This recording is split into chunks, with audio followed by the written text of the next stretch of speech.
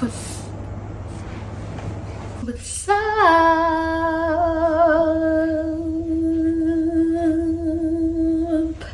Hey guys, Melanie Turkey here. Welcome back to my channel. I'm so glad to have you here. Thank you so much for the returning subscribers. And for those who are new, my name is Melanie Tariki. Here I share about my life, everything that God puts in my heart, my business, all of that. And if you know, I am now in Australia, Perth, Australia. God has been so good to me. I've been able to travel for my master's degree, and so I've been here about a month.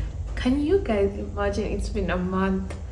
I'm 1 month old here, but God has been good, so good. So I am super excited to share this with you guys. I feel like now I kind of I've processed it, and I'm like, you know, slowly adjusting to this new life, which is amazing. So I just want to share with you guys this testimony of how I found a new home, a new place to live. God has been so good. So if you have not subscribed yet, could you maybe hit the button? And if you like this video, feel free to share, and please make sure to comment and tell me what you love, what you'd like to see more of my content. And you know what, I will be intentional enough to do that. Right, so now let us begin.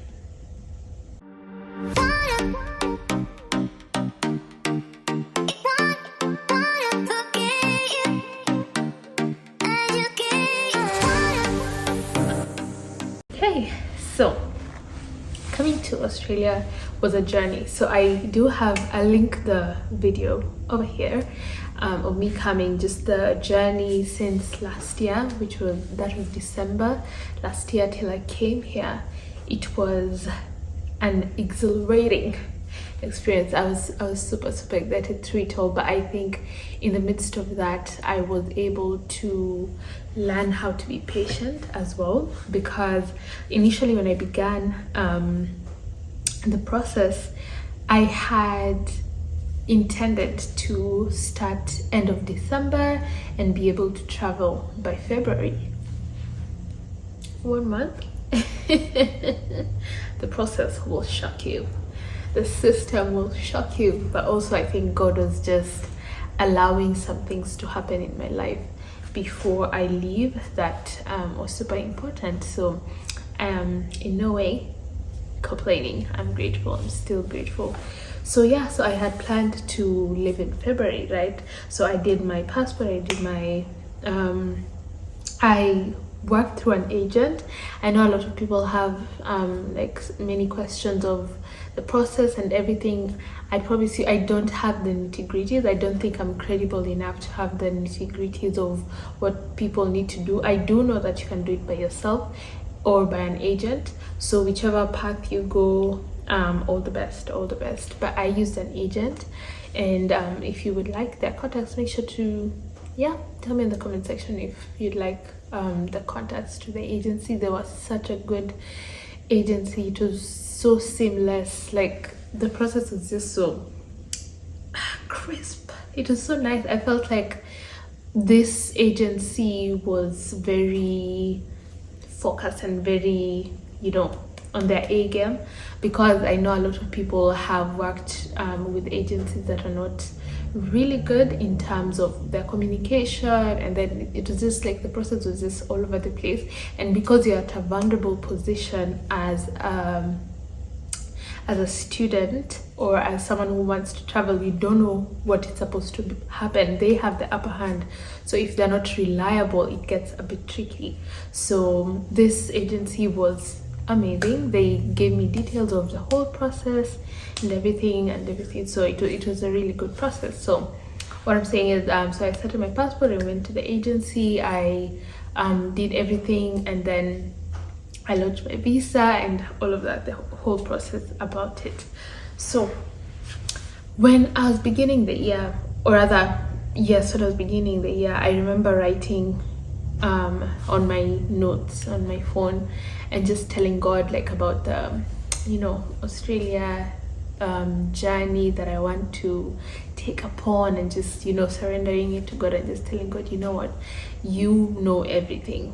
I will just surrender my desires to you.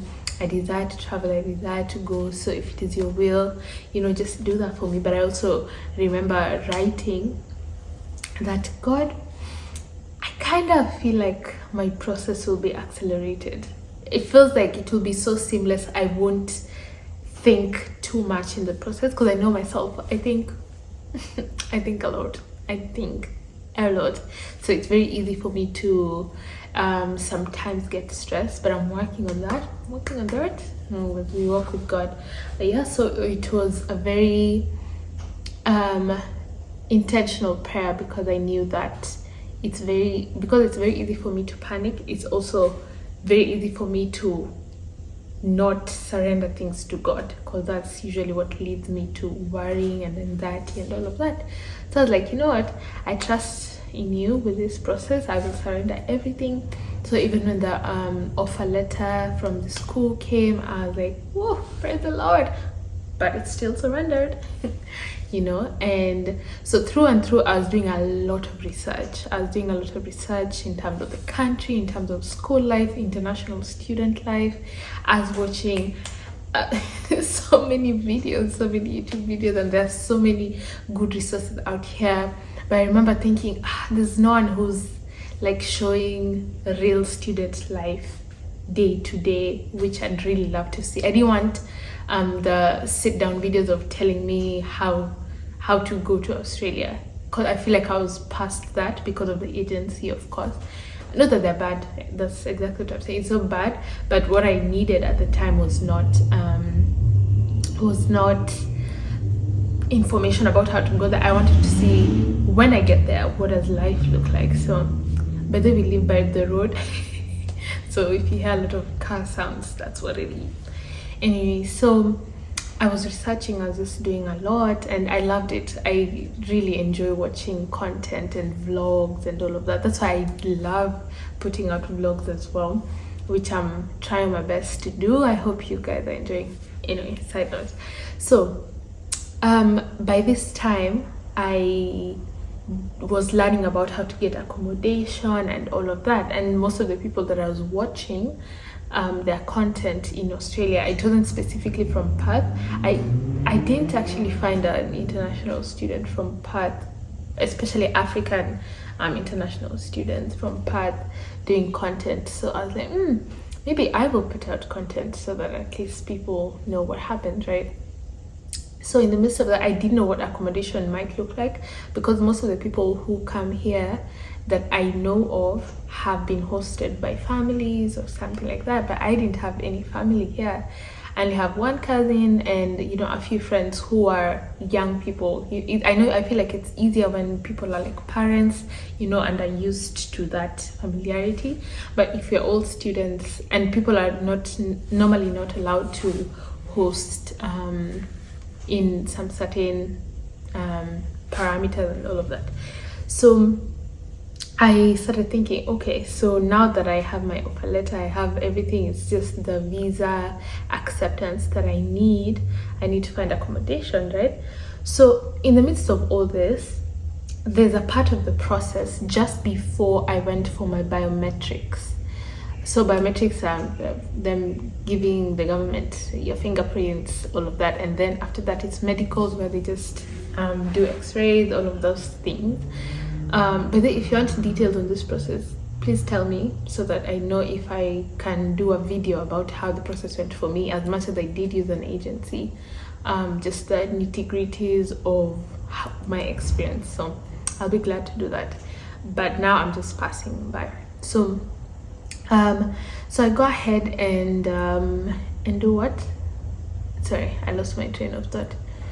Oh yeah, so amidst this process, just before the biometrics and the medicals, my process delayed for so long, like 2 months. There was nothing going on, there was no information and all of that. And my mom said they were giving up, right? And they're like, okay, fine. If our daughter is going to stay in this country, that's fine. Now let's start moving forward. And at that time, I'm seeing she's suggesting jobs, to stay here, and I was okay with that. The thing is, I think what happened when I was surrendering is God put some contentment in my heart. That was not a me work. I'm not content naturally, not at all, because I'm a human being. But like the Holy Spirit was just placing contentment in my heart, whereby I think it was two-way for me. If I go to Australia, okay, this is what I want to do. I go study, I work, all of that. If I don't, then I'll just continue pursuing what I'm doing and just grow and grow. So I was satisfied with either of the options. But my mom was saying how they were giving up because now there was no information from the school, no information from the agency. Not that the agency could do anything about it. It was just a matter of the school pushing things forward, as well as the Australian government and even the Kenyan government. Like all of these things need to work together so that, you go out there. So at that point, I myself was okay. I was fine. I was just living life. And I think this year has been such a good year for me. In all honesty, God has been so good. I've met so many new people, formed amazing friendships, and served God in church. It's kind of the year after uni, so it's like I'm independent now of everything except myself. Like now I'm responsible for my life, for my day-to-day. So it's been truly amazing. So I was just out here living life. And every day as I'm praying about it, I'm just like, yeah, okay, God, you deal with that, but I'm good, I'm okay. So at this point, my mom went, I think, for a meeting or something, like a Bible study meeting or something of the sort, and this pastor comes to her and he's like, you're worried about your daughter? And my mom says, which daughter? She wanted to say which daughter. Because I think at this point she didn't want people in her business, right? And then he says, the reason why your daughter's process is being delayed is because there's accommodation being organized for her ahead, and like God is trying to facilitate that process so that by the time she goes, she will be secure. And mom was like, okay, amen. Because at that point it's like, that's exactly what we are looking to, and none of us has even talked to this guy about that process. So she tells me and I'm like, oh, amen. And so in the process of that, again, I just kept telling God, oh, if you're gonna send me at least with someone. Let me not be alone. Let me not figure out things alone. Because I know when I'm in new spaces, I get a bit tensed up, especially because I don't know how to do things. So even just yesterday, I was taking a bus, and even last week, I'm just so panicked. I don't know which stop to get off from, and all of that. So things like that kind of stress me out sometimes. So in the midst of that, I find out that there's a friend of mine who we go to church together in Eldoret, and we were in uni together actually, but we weren't in the same campus. That we're going to the same school, same class, same course. I was like, you'll probably see her in one of my videos. I was like, oh, thank the Lord, I'm not gonna be alone, which is great. God is intentional. So anyways, we go on with life, right, with these words of this guy, just telling God, okay, fine, if that's what you're facilitating, when I'm good. So I do my biometrics, right? I do my biometrics and the medicals. So all of a sudden things started now coming together after that prophecy, right? And all of a sudden I go for biometrics. The next week I'm booked for medicals. I go for medicals, and in like a span of about 3 weeks my visa comes out. But now between my medicals and the visa coming out, we're looking for what? Accommodation. Now there's been a rental crisis in Perth this year, especially after COVID, right? So there was availability of houses prior to COVID. But now when COVID hit and now people are coming back into the country and all of that, now the houses are getting lesser and the rent is increasing. And I can't, so it was either I stay in student accommodation or there are things called shared houses. So this is where you live with people you don't know. You're all paying rent and all. It's like you just have your room and the shared amenities, but you probably don't know each other, or if you know each other, yeah, it's like you're just living in the same house, a couple of you. So it was either that or but now, or looking for your own house, which is, because imagine if you can't find shared accommodation, how hard is it to find your own house, right? So I just started praying about it, because at this point I was like, okay God, so where am I gonna stay? So I started praying about it, and God was like, relax my girl, like, go, I'm relaxing, just know I'm not sleeping outside, God. please don't allow me to sleep outside. So I kept waiting and just praying about it, and now we're waiting for my visa, right? So I get my visa, and immediately my parents are like, you can fly out next week. I'm like, next week? First of all, at this point I was so shocked, because I'm a very emotional person and a very sentimental person. So amidst all this process, I kept thinking of like saying goodbye to people, saying goodbye to life, saying goodbye to my family, and everything I've known, and going to start afresh somewhere else, which is very sentimental to me. It's very emotional. So I started saying bye that night. And I remember that Sunday, for some reason, that Sunday is when I was leading worship in church. And I remember bawling my eyes out prior to getting on stage and all of that. Oh, it was such an emotional day. By the end of the day, my eyes are swollen. I was crying. And remember what? By this time, I don't have accommodation. So I'm just going through, the week was so chaotic. Just so chaotic. Because I had to shop for things. I had to shop for suitcases, for warm things, because it's winter here. And in fact, now that I think about it, this winter isn't so bad. But the first week was rough. The first week was super rough. Anyway, so I'm glad I shopped for those warm things. So I end up preparing so quickly, but at this time again, I don't have what? Accommodation. So Thursday, was it Thursday or Wednesday? Thursday actually. So I've been told I'm leaving on Saturday night. I'm supposed to leave the next Saturday. So the Thursday, mid preparation, a friend of mine from here calls me, and she's like, there's this job that has given her a house that is a two bedroom house that they could potentially give her a lease, right? The only thing we'll have to do is furnish it. So another friend of hers had gotten the same job, and so they were going to live together in that house. So meaning there's a free house here that needs two people. And my friend, remember, who is coming from Kenya as well, going to the same class, so meaning we could stay together. I was like,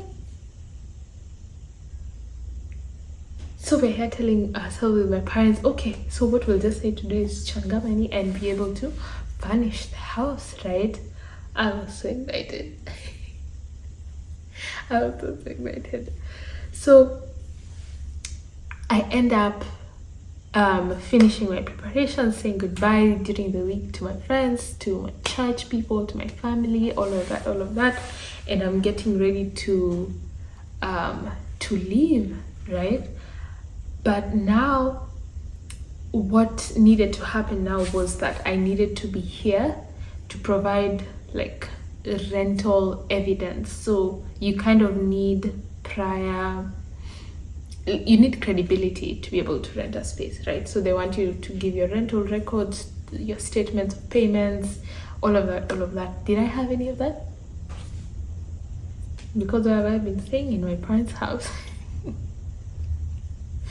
So this is I'm so worried. I'm just like, God, I don't have anything.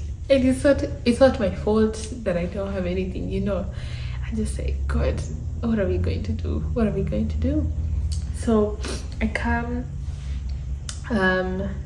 so what we end up doing is, she tells me, my friend from here, she tells me to find a place to stay, like, or if it's someone to host me or something, for the first at least 2 weeks, so that we can finalize the rent, all of that. So I'm like, cool. So what we decide to do with my parents is I book an Airbnb, which I can come stay in, at least to have somewhere to lay my head when I land, because there's no one to host me.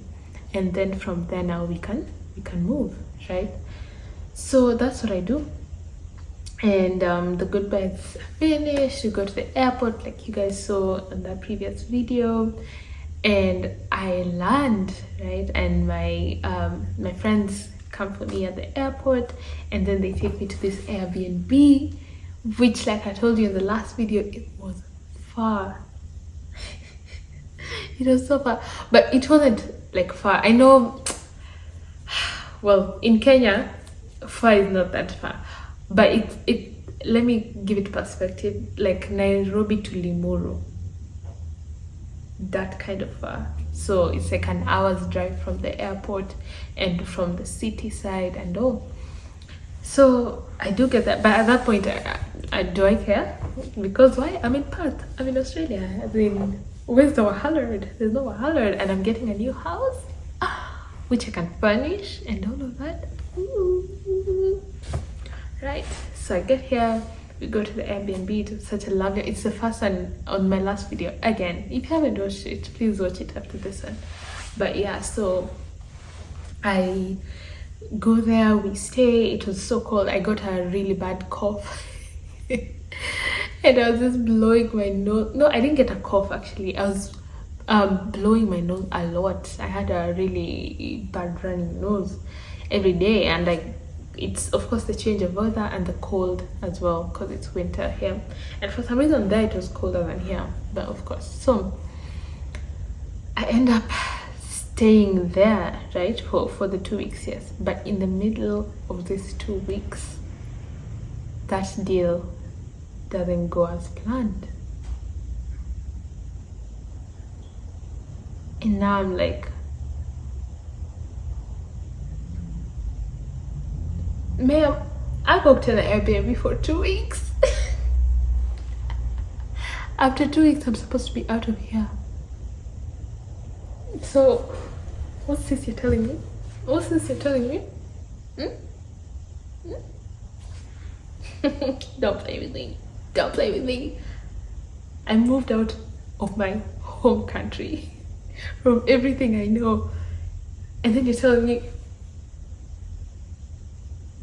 So apparently the lease was given to someone else, and it wasn't our fault in any way. It's just that, as is it landlord or yeah, I guess landlord. As a landlord, you have many choices, so you can give your house to the one that you want. So that's what happened. Someone else was given that lease, which is fine. No one's fault. Moving on, But then I was like, God, you know what? You brought me here. There's no way. There's no way. Please get me a house. So I stayed at the Airbnb, and at this point, I found out like when it's 1 week to go, right? And now during the week, we're trying to find a new place to live. By this time, we meet up with my cousin, who you've seen in my previous videos, and we're just hanging out, and it was really nice. Like, it gave me at least time to not be super worried, because having people here who are taking you around, like just enjoying the moment, like without the worries of tomorrow. So we kept doing that's what we were doing, and then now we started thinking, okay, so what are we gonna do about this? And at this point, I had emailed all the places that, all the places that I wanted to stay that were like good rent and all of that. And here you pay rent weekly. So you'll pay fortnightly, but I think some you pay weekly, but they calculate it per week, right?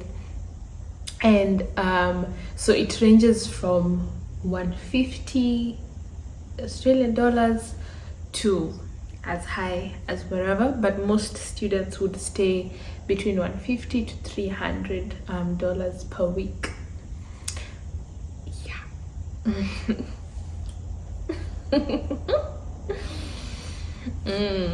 Let's not convert. Conversion brings depression. Conversion brings depression. So just convert it in your heart, keep it there. But yeah, so what happened, I now needed to book another Airbnb because I'm supposed to check out of this Airbnb. So I'm like, God, and Airbnbs are super expensive. They're super expensive. So remember that per week, that's the range that we're looking for. But Airbnbs for a week is like $600 and above, you know, for a week. So you can imagine, and that's a good Airbnb basically, where you have a room, at least shared amenities, it's closer to the town, because I also needed that because my school is in the city area. It's closer to the city than not, you know, so I needed somewhere that's at least close to the city so that I can access services and all of that. So I booked it for a week. I told God, this is all I have, because you can imagine money is running out. Why? Because I'm also spending on things that I need to settle down. You know, I need to buy groceries, I need transport, I need to go to school here and do some things, I need to, you know, there are just so many things that are going on. So it's not that money is increasing and I don't have a job, so there's no money coming in to fill up the you know. So I was just telling God, I'm paying this very expensive Airbnb, but there's nothing I can do about it except to book it, otherwise I'll sleep outside. And of course, me being me, I also don't like to inconvenience other people. So the whole story of being hosted, as much as I didn't have someone here, I don't know, I just feel in my heart it's so much work for someone to take care of me, and they're all just trying to exist, you know what I'm saying? So so now I told God, I'm booking it for a week, you do what you want with me. I'm just here. I'm in Australia now. Do your worst. Yeah. So, and at this point, sorry, the light has changed. It's almost evening, so that's what's happening. Yeah. So now, in the new Airbnb, which I showed you guys as well, it was such a lovely place, and the host was lovely, as well as the first one. The host was amazing as well. So I eventually go, right? I'm here in the Airbnb, but now I'm praying. I'm like, God, Nikumoto, this is not jokes anymore. This is not jokes anymore. Where are we going after this? Where are we going? So on that, so I left the Airbnb on Saturday, right?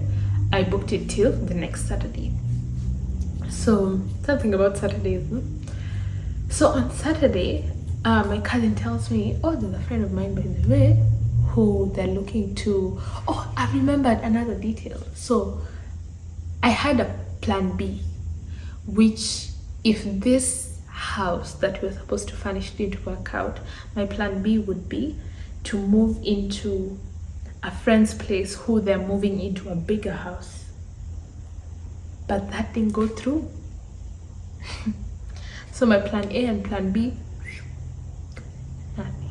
So I'm starting from scratch completely, because that was kind of a layback where I'm like, oh, it's fine. If that doesn't work out, this will work out.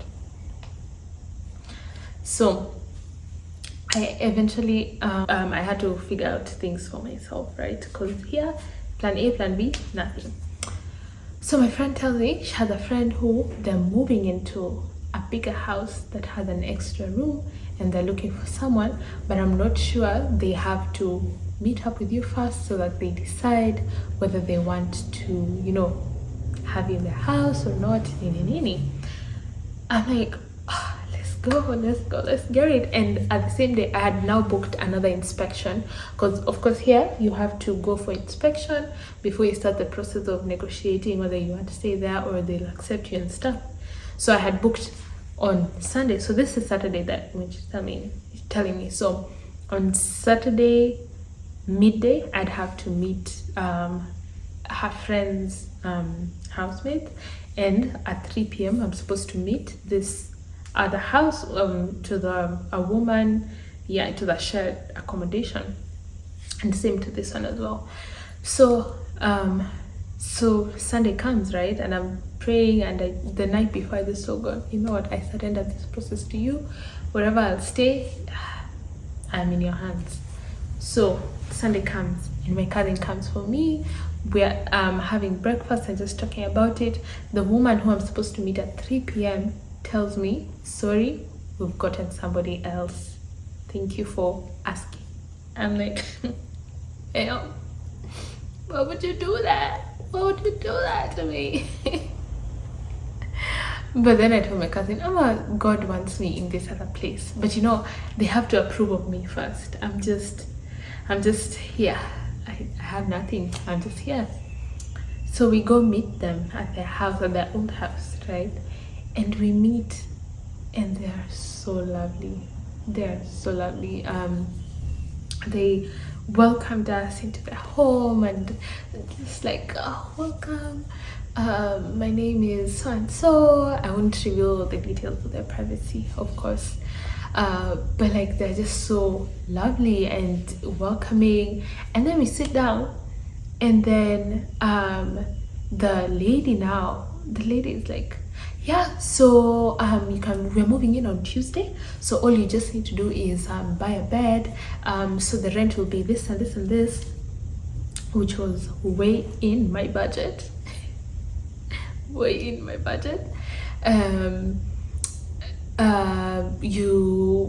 We're just a very chilled household. You don't need to overthink a lot of things. If you need anything, just tell us. If you need to go to school, just tell us. We'll give you directions. And we actually live next to the mall, so it's very easy for you to find amenities, which is true. And if you just need anything, just tell us. I'm like, wait, have you all decided to stay with me? I didn't ask that. I was mentally asking because I was too afraid to ask. That one for you're afraid of it not being true, so you just rather go with the fantasy. Yeah, so that's what was happening. And then she's like, so where are you from? Where do you come from? Oh, welcome. And then the man is like, we actually didn't want to host anyone at all, and we just wanted to start fresh with our people, but we decided to host someone that we don't know, so that it's easier to lay boundaries and stuff. I'm like, is that me? I'm new. It's me. And then the lady, like, the moment I heard your name, I had peace in my heart. I said,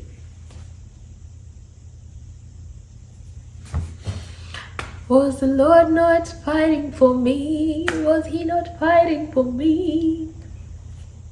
He really was. He really was. So I was, at this point, I was so excited. I was just like, oh God, you have seen me. God is so good though. God is so good. So like, so feel free to ask us if you need anything and all of that. And after that interaction, we actually just walked to the mall. That's how it was near. The mall is just next here to me, and it's near to, of course, hospital. It's not near to my school. I still have to take like 2 buses, but you know what?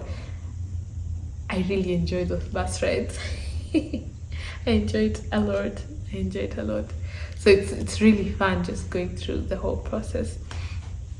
But yeah, so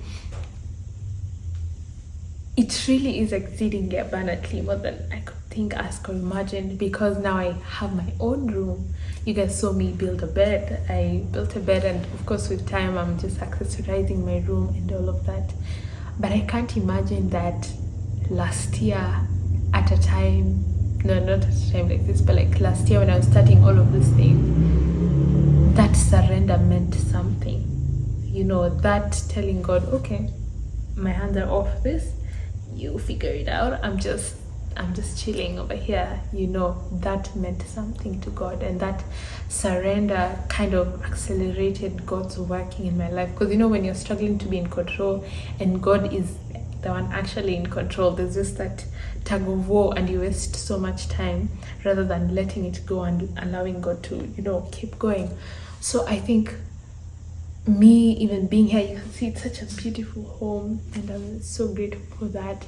I'm even grateful for my housemates because they're so lovely. They're so lovely, and I bless God for them.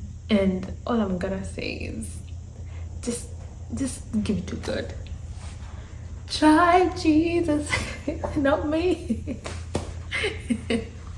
No, but honestly, just, cause I think at that point I kept telling myself I have nothing to lose and everything to gain. You know, like this surrender freed me of a lot of worry, even though I thought I'd be worried. You get? So it's like our normal reaction to surrendering something to God is still worrying about it. But we never realize that what God would do is, with that surrender, now He gives us a heart of peace. He gives us peace because now our eyes are, what does Isaiah 26 verse 3, one of my favorite verses, it says, He will keep him in perfect peace, he whose mind is stayed on Him. You know, so our minds are stayed on Him now. So the result of that is our hearts having peace, you know. And so all this to say, God did it.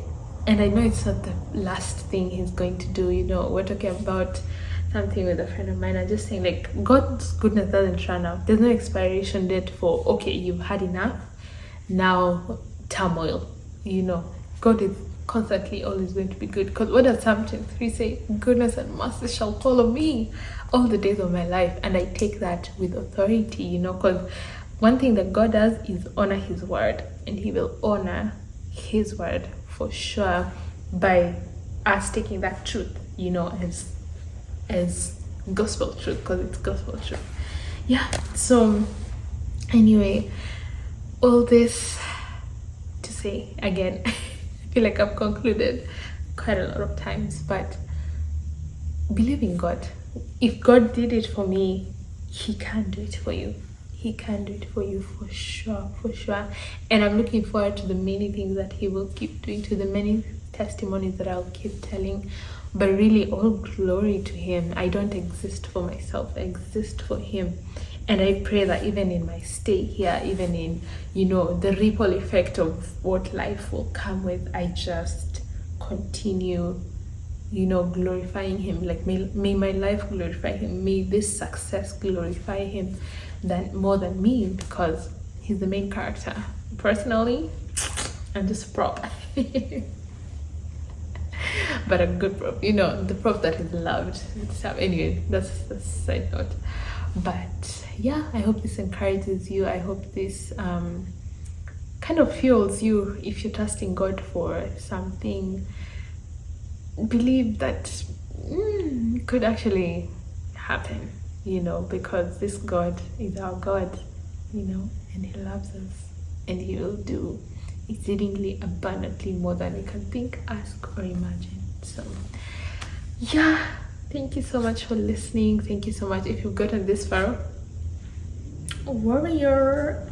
But thank you so much. I hope you have liked it, and I hope you have been encouraged by this.